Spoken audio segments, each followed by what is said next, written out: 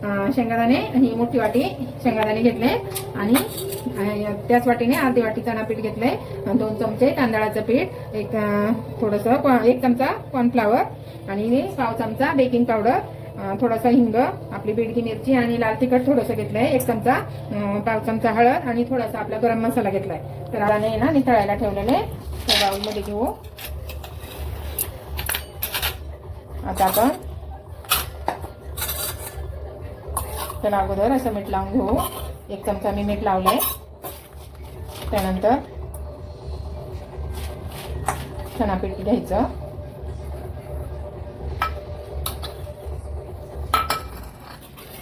थोडंसं मी 2 चमचे तांदळाचं पीठ घेते,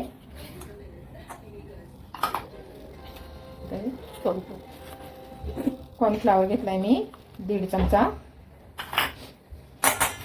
आणि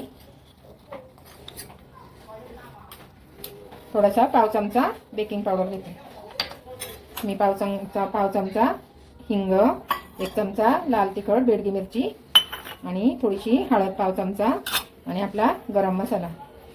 तर आपण आहे ना आता हे मिक्स करून घेऊ.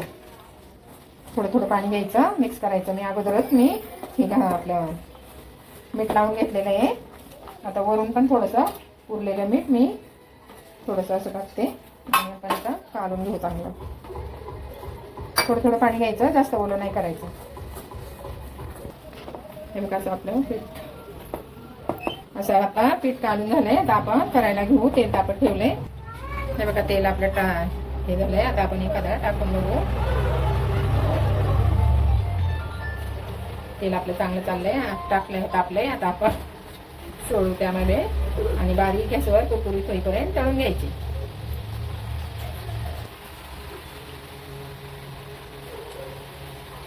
चांगले कुरकुरीत होईपर्यंत तळायचे, म्हणजे आत पण चांगले शेंगदाणे भाजले पाहिजे.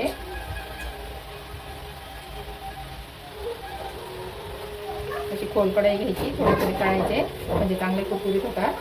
जागा असेल तिथं असे सोडायचे. बघा अशा कलर असे झाले ना कुरकुरीत चांगले, तर काढून घ्यायचे. अशा प्रकारे आपण सगळे तळून घेऊ.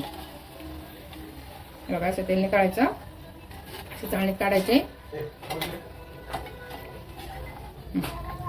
हे बघा असे चांगले छान का कुरकुरीत झाले, चालणीत का ते बघा असे खूप छान झाले आणि चवीला पण खूप टेस्टी झाले. अशा प्रकारे आपण मसाले शेंगदाणे तयार केले. तुम्हाला जर आवडले तर लाईक करा, शेअर करा, पूर्ण व्हिडिओ बघा, सबस्क्राईब करा. Bye bye.